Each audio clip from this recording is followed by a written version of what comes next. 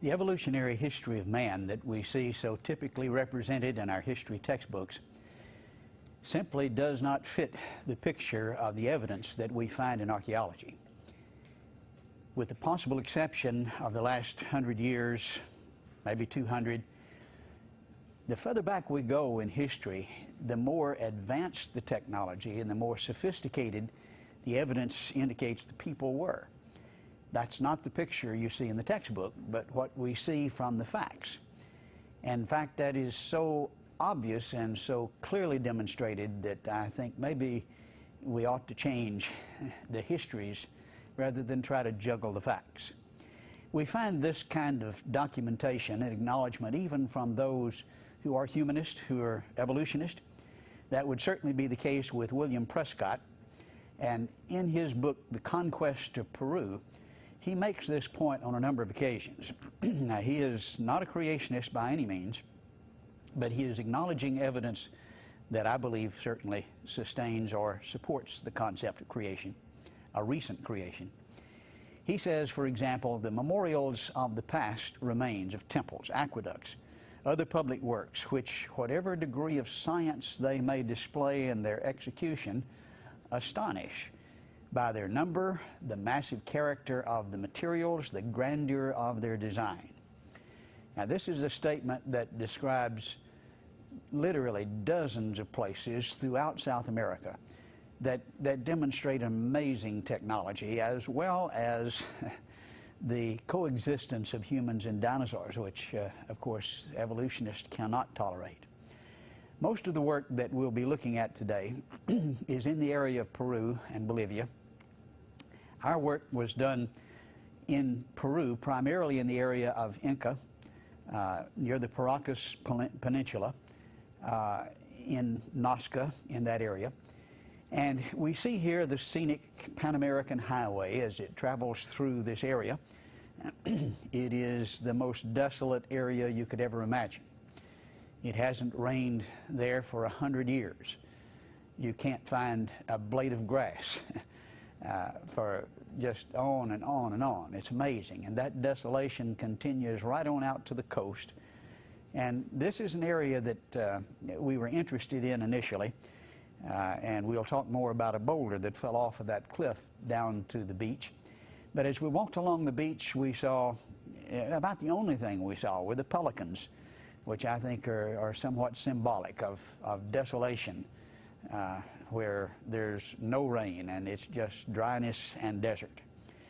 We see pictured here Dr. Javier Cabrera, who was 20 years head of the Department of Medicine at the University of Lima, with his hand behind a fossil skull embedded in a tertiary boulder with a modern skull in the foreground for scale. Now, being head of the Department of Medicine, he knows what a human skull looks like.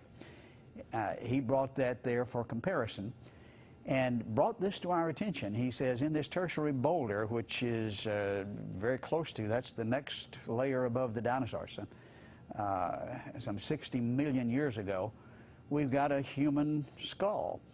Well, we came down to investigate that, and by the time we had gotten there, it had been sabotaged. Actually, he had made some comments to reporters. They had mentioned it in the newspaper, and someone destroyed it. And here you can see the hole where that skull was.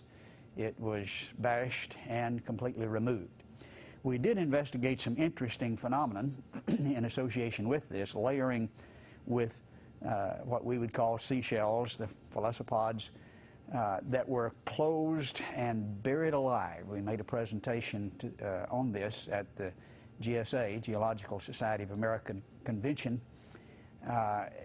about 5,000 geologists, showing evidence for the rapid formation of this layer based on the buried alive clams and seashells, so to speak.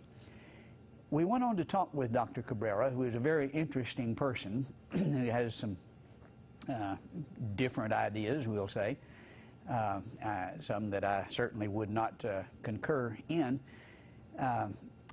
But he is a scientist. He is very conscientious in his interpretation of some of this evidence. And he's seen pictured here in his mansion in Inca. He retired to be cultural anthropologist of Inca. His father had begun collecting burial stones from the Inca tombs back in the 30s. And after his death, he continued to collect these burial stones as well as artifacts from the tombs. They appear to be connected primarily with the Nazca culture. Many are familiar with the Nazca lines, which were carved in the desert, depicting perhaps some of the gods that they worshipped in that ancient time, but they're huge sculptures in the desert floor. On these burial stones, you see figures of the monkey and the hummingbird, for example, and the tail of the monkey up above him there seen in the circular form, that are certainly similar to these carvings on the desert floor, which are amazing in that they cover sometimes hundreds of yards, up to half a mile in dimension, and you can't see them from the desert floor. You have to be up in the air. These pictures we took as we were flying over in a rented Cessna, and there you can see the same style monkey with that circular tail. You can see in this picture the hummingbird there in the right-hand side of the picture, here a spider. But these are huge in dimension, hundreds of yards, that are visible only from the air. I think they were worshiping these things as representations of the gods which they thought lived in the air, and they made them big enough for them to see them. But it was an amazing technological achievement to be able to do that. Several university grad students have tried to reproduce that and found it impossible. One interesting figure that Eric von Däniken had featured, interpreting this as an astronaut. And so here we have the astronaut who's waving at us, and notice his head with the space helmet on. Well, further investigation made nonsense out of that interpretation. This is what we actually see when we can investigate with infrared and with other technology that shows the form even better. He has a fish under his elbow on a stringer. He has a net in the other hand. And looking back at that again, yes, you can see under his elbow the fish and the net. But infrared reveals that in unmistakable detail. This is not an astronaut, but this is a fisherman and maybe waving to a fish god, I'm not sure. But how did they do this? Well, it would take sophisticated mathematics to do some of those figures, but it would take more than that. And one of the things that we've learned is that these people used hot air balloons. They flew. Now that's astounding when we're talking about probably 2,000 to 3,000 years ago. There are various dates, but probably, well, at least 2,000. 2,500 is a generally accepted date.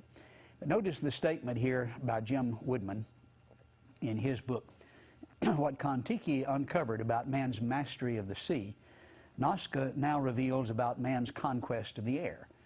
Now, Kon-Tiki was the reproduction of these reed boats, which they made and then sailed from South America all the way to Australia to show that they were seaworthy and that these myths, some had called them, were actually rooted in fact and could actually be repeated. He did that. Well, what Kon-Tiki showed about man's mastery of the sea, he says, now is repeated.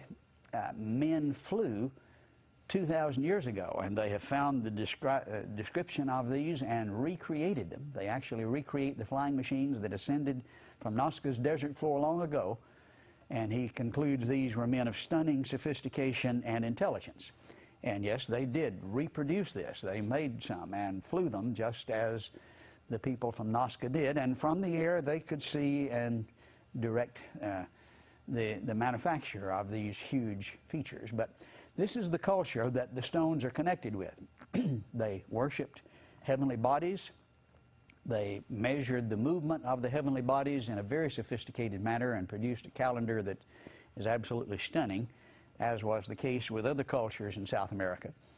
Here again from Hancock's book describing their calendar, strangely enough, its origins wrapped in the mist of antiquity far deeper than the 16th century. The Mayan calendar achieved an even greater accuracy. It calculated the solar year at 365.2420 days, a minus era of 0.20002 of a day. Much, much more sophisticated than our calendars today. These obviously were not dummies and measured the movement of heavenly bodies with incredible sophistication. When we look at what's depicted on the stones, we see what appears to be brain surgery seen here in great detail. We know of the terplanning, the mysterious holes drilled in the skull, which almost all show evidence of healing. They did it very well.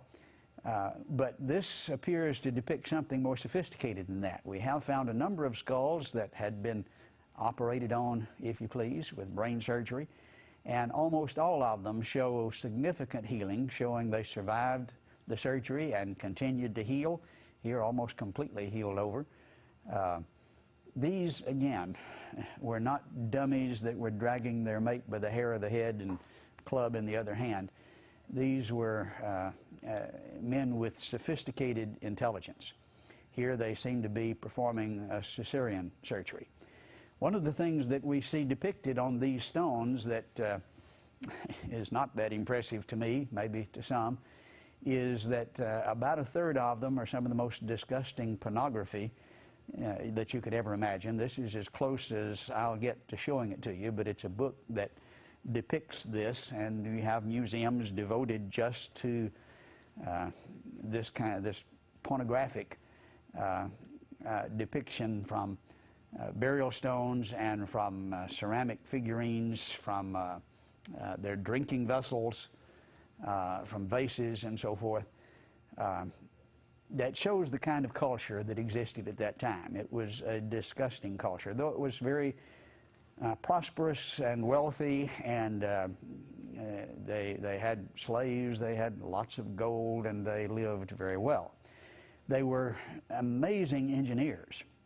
We're looking here at a water channel that was designed to bring water from the Andes over about 150 miles, and it's underground, about 50 feet underground most of the way, through very amazingly sophisticated channels here surfacing so that people would have access to the water along the way.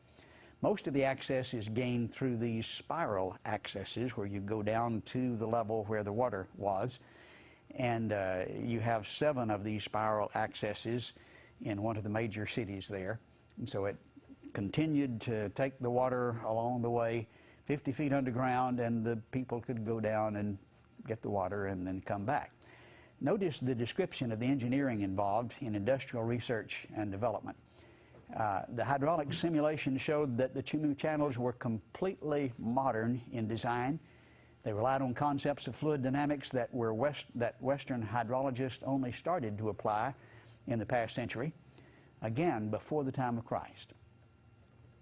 But what's really interesting about these burial stones collected by Cabrera and a number of others is the fact that they depict dinosaurs. Here is one of the large stones here in the center of a room he has built for displaying this in the front of his 300-year-old mansion.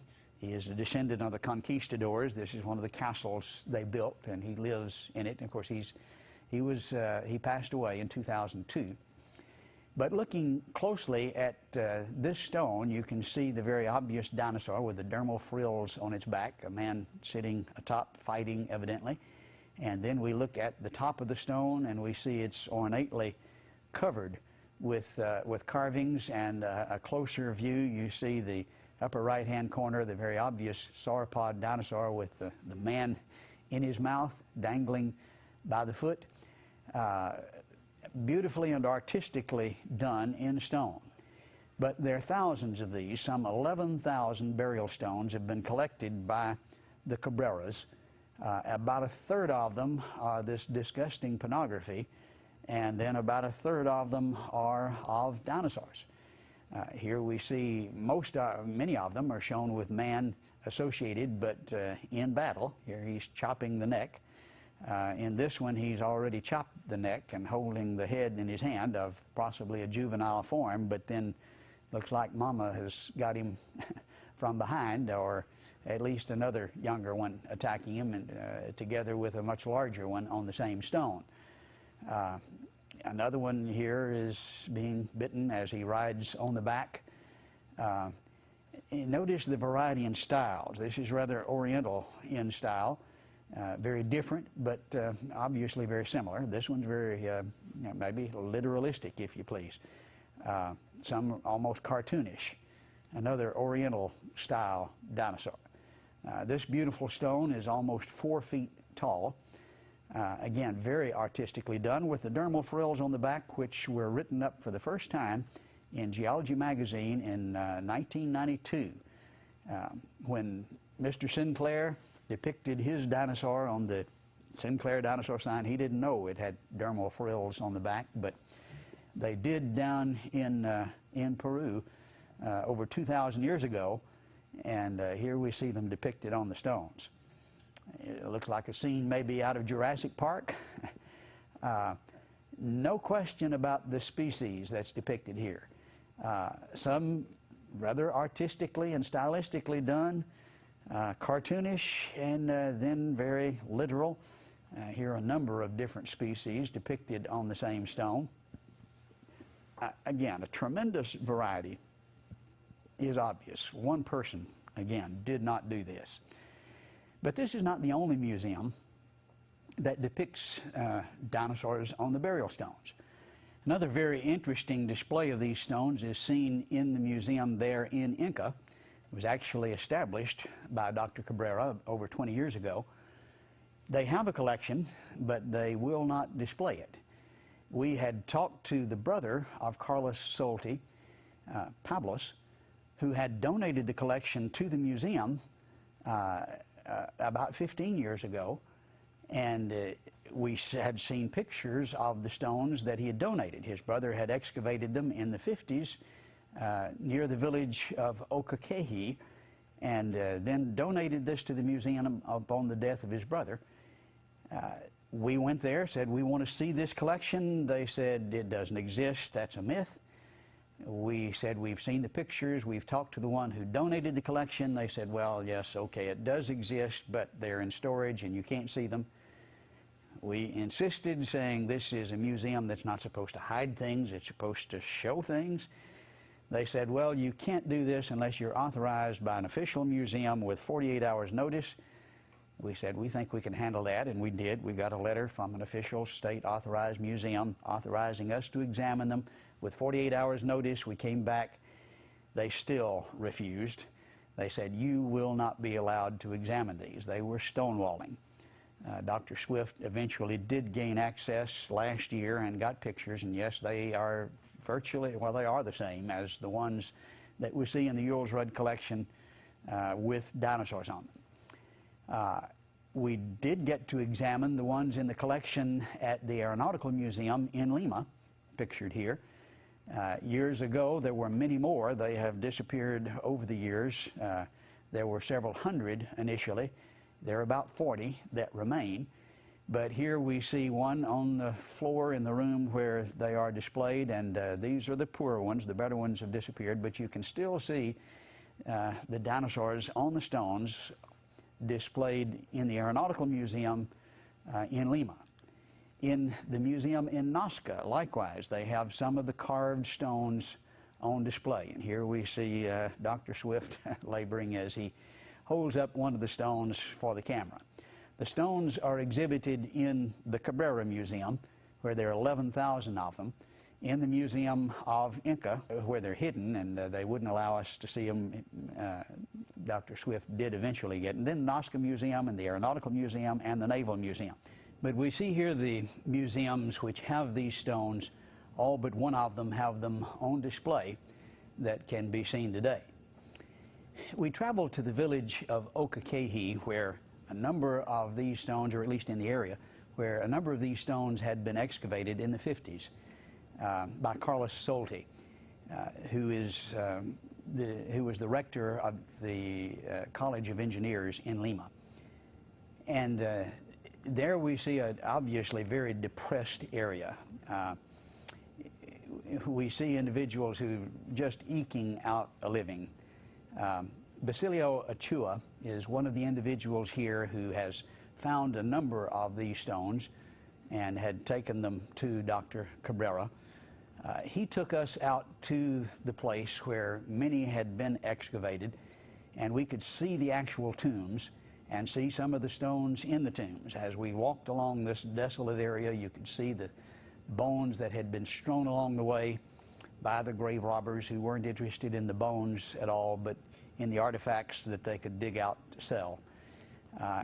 In these tombs, you see amazing preservation, even of flesh parts.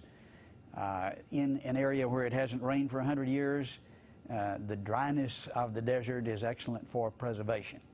But in these tombs, you can see the remains of the mummies. This is a trophy head that was worn on the belt by this brutal culture. In one of the nearby museums, you see the skulls with a hole in the head. This means that was a trophy head. It had been worn by somebody who had evidently killed them in battle. But as we look at these tombs, we see often babies with mothers. Maybe if the mother died, they couldn't take care of the babies, and I don't know the whole story, but it doesn't look like a nice story.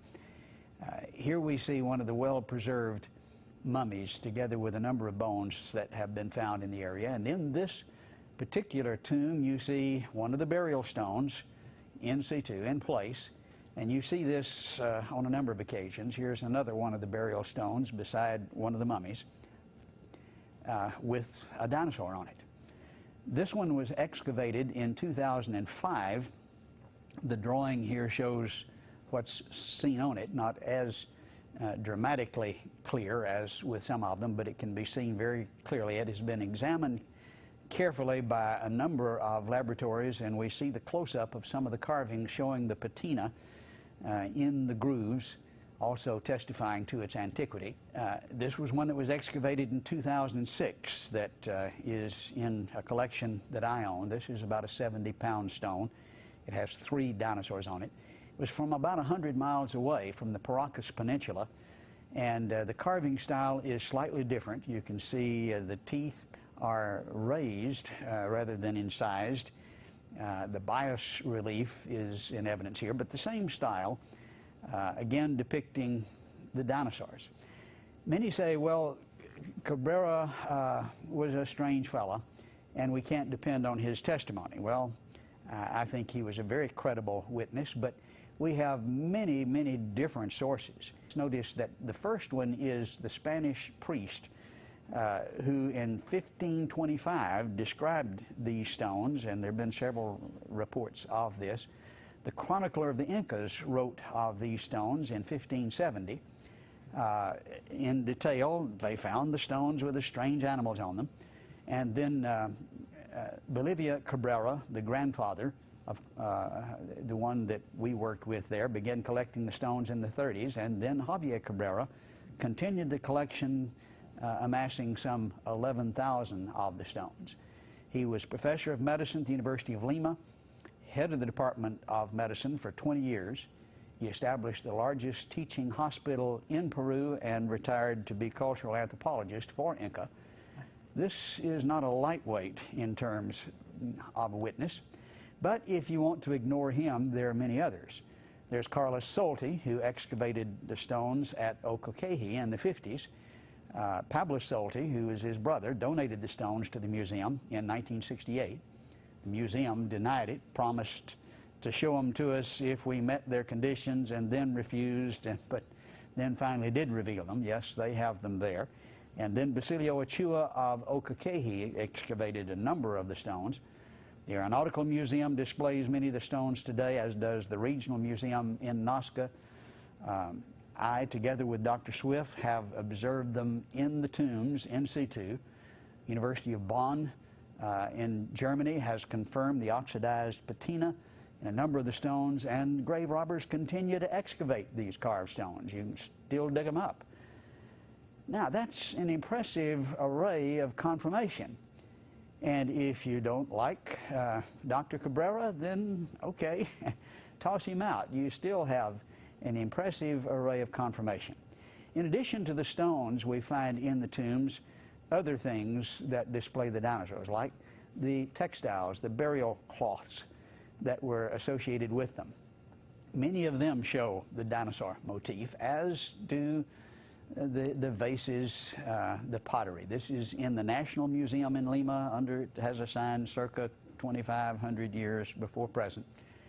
And then the Moshi vases, very famous for their style, inability to reproduce them. They're showing clearly dinosaurs. And then some of the gold death masks that were found up in northern Peru likewise show the dinosaurs. Notice the dermal frills on the back, the huge teeth, the tail curving up over their back on either side of the face here. It's obvious that the people of Peru were seeing dinosaurs from their vases and their death masks and their textiles, as well as the thousands of stones that can be seen today. I think that's just really irrefutable evidence. Now, let's travel to Bolivia. Here we see the capital of Bolivia, La Paz, one of the highest cities in the world, and there is very interesting evidence here. The Amante Indians, as they're called, are the natives that were here before the Spaniards arrived. And when we look at their traditions, we look at the history that they all are aware of, at least from their folklore. It's very interesting. They all know of the Viracocha, the sky god, the creator god, who sent his son to die for the sins of the world. And they were looking for the return of his son. They know about Tomas, the man with the book. It's interesting that a lot of Christians think that, yes, the gospel was preached to the whole world, but they don't believe the whole world had the gospel preached to it. And I think we see evidence that some of them came to this part of the country.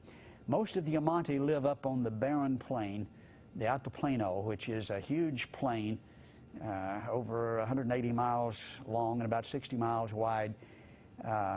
That's almost 14,000 feet in the air. That thin air is very difficult to make a living in, but they do, mostly growing potatoes in very ingenious ways.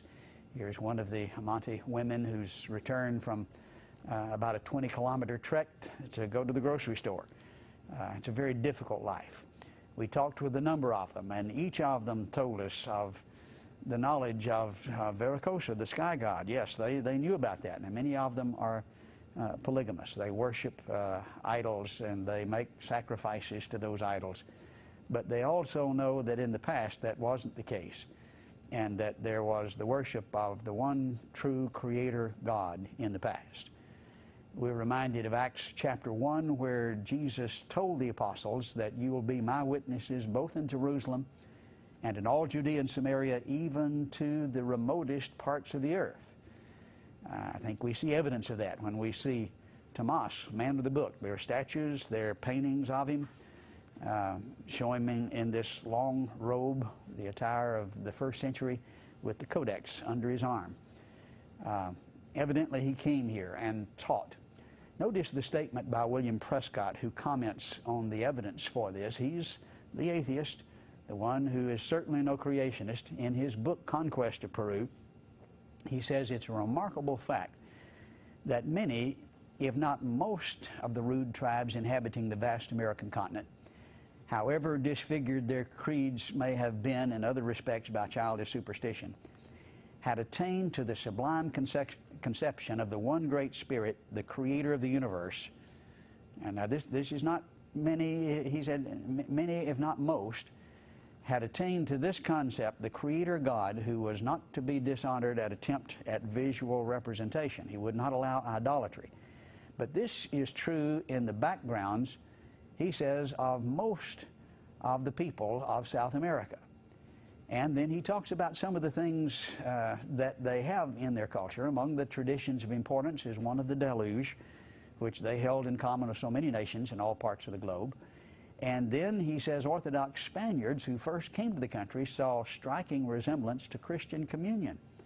They were practicing probably a polluted form, but a form of the communion, which he goes on to say was evidence that some of the primitive teachers of the gospel, perhaps an apostle himself, had paid a visit to these distant regions and scattered over them the seeds of religious truth. Now, he would use truth in a accommodative sense because he's not a believer that this is the truth, but nevertheless sees evidence that there was an apostle here and that Christianity was planted here at an early time and that they were expecting the Son of the Creator God to come.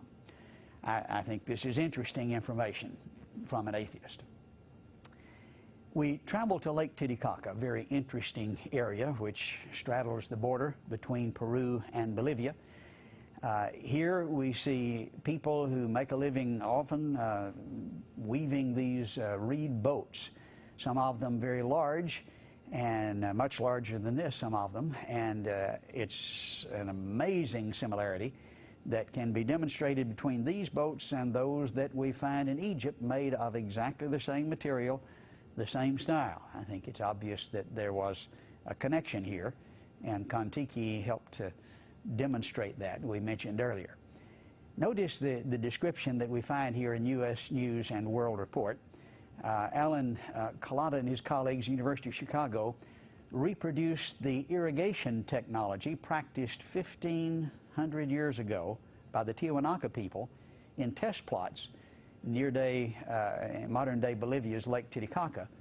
The resulting bumper crops, in some cases 7 times the average yield of the land farmed using modern techniques. Now, we think we know how to do things in a modern way today, but when he reproduced what these dummies did, he got 7 times the produce than our modern techniques. They found if by osmosis they absorbed the water from beneath rather than just pouring the water on top, it worked much better. That was one of the things that they changed, but these, again, were no dummies. When we look at the history of the past, we see sophistication. When we go to the city, the ancient city of Tiwanaku, the ruins of it, we see tremendous sophistication indicated. Here in this huge gateway to the sun, this is carved from one huge granite boulder and transported over 200 kilometers. We know, we can see where they quarried it, where it came from. It was broken by an earthquake just in recent modern times. How did they carve this? How did they transport this from 2,000 years ago? I'm standing here on some of the ruins of one of the temples, and notice the huge nature of these stones, and notice the surfaces. They're not close to perfect. They're absolutely perfect, plain flat. You want to try to do that yourself? This is an amazing accomplishment. And when we look at the specifics of the construction, notice that where they join these rocks there, there's these staples that actually had depressions carved in the rock, metal poured into it, and we find the metal staples in the nearby museum. This linked the stones together in a way that would help resist the earthquakes.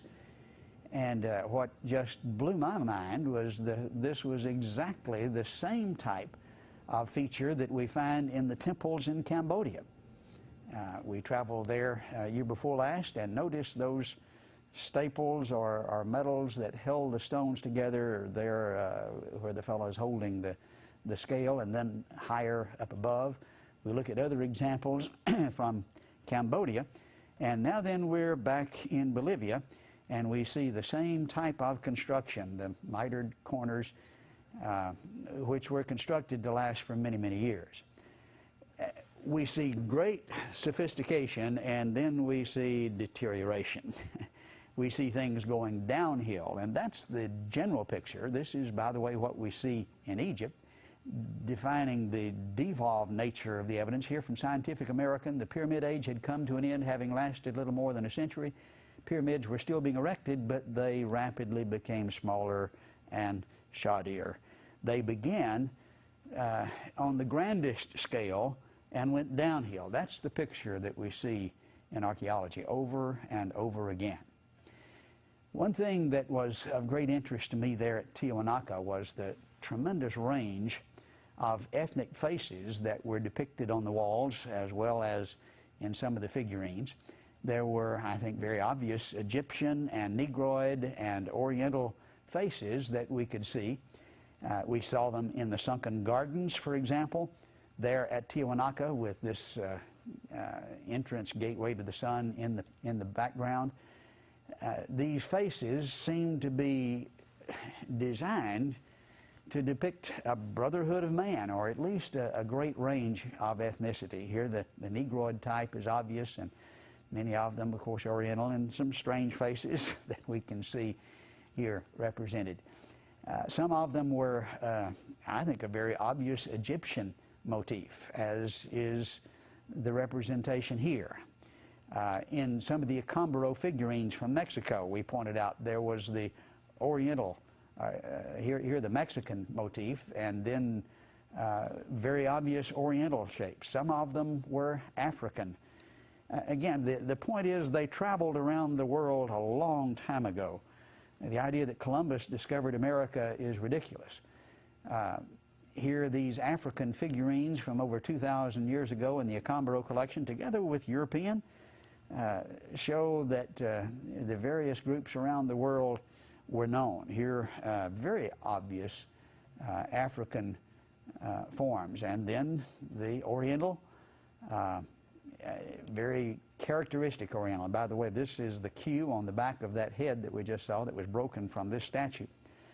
The Olmec faces are very Oriental looking. That's been pointed out for a number of years, seen in the basaltic heads.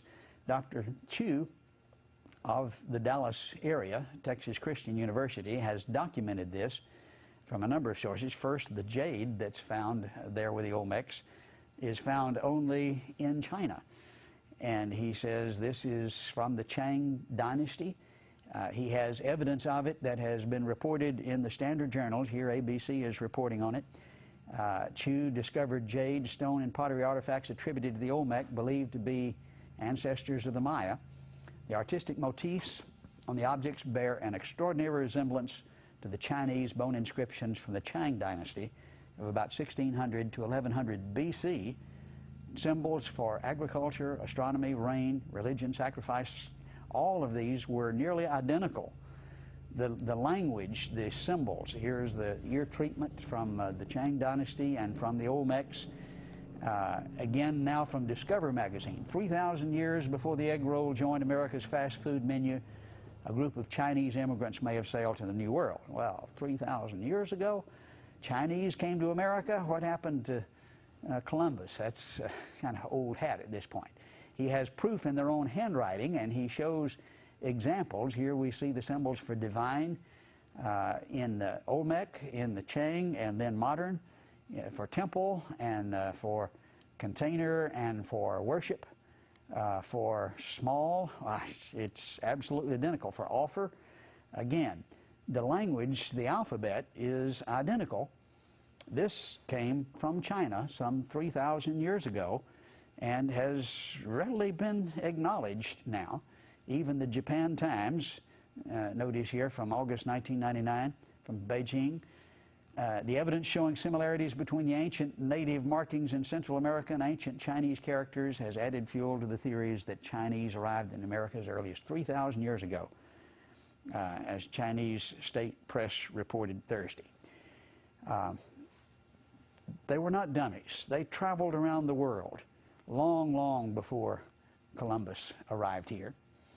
Now, we travel back to Peru, this time to Cusco, where we see amazing sophistication likewise demonstrated. Down south of Lima, up in the highlands, we see stones that were cut with amazing sophistication. Here is a stone fortress, and it's not in the style that we use, where there is a row upon row upon row, where there is a line between the stones, which, of course, the cracks follow if there's a shift in the foundation. In this area with earthquakes, they had shifts in foundations, and so they made irregular stones, cut just incredibly. And this is granite. This is as hard as it gets. And the way they cut these stones is just absolutely mind-boggling. Obviously not something that I would know how to do. And notice the stone in the center here. This has 12 different angles, and it fits into the angles of the stone around it perfectly. And when you remove the stones around it, you see even the little imperfections in one stone match the imperfections in the other. It's just an incredible match. No need for mortar. They fit perfectly and, of course, resist the earthquakes. These, again, were not dummies. Notice the statement that we find from Mr. Nordberg.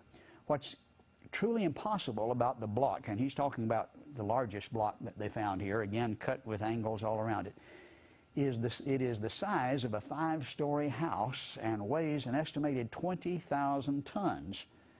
Now, this came from 200 kilometers away. We have no combination of machinery today that could dislodge such a weight, let alone move it any distance. Now, that may have some people that would argue, but that's at least close to so. Shows their mastery of technology, certainly, which we have not attained as yet. Again, not dummies, but the further back you go, the more sophisticated you get. Just amazing sophistication. Now, let's sum this up and raise some questions. Why is it that we see just this incredibly depressed, terribly poor area today? This is what's left of the incredibly sophisticated, very wealthy, prosperous society in the past. In fact, they really make a living off of the ancient society today. About the best living is grave robbing. Why is it like this, and why was it so different in the past? Well, I'd like to suggest an idea. It was because of their pornography, because of their cruelty, because of their wickedness. Now, would that cause the people, the land, to become desolate? Well, I know God has done this in the past because He said so. In Ezekiel chapter 30, we read, "Thus says the Lord, those who uphold Egypt shall fall." Now, Egypt had become cruel, very idolatrous. They had mistreated God's people.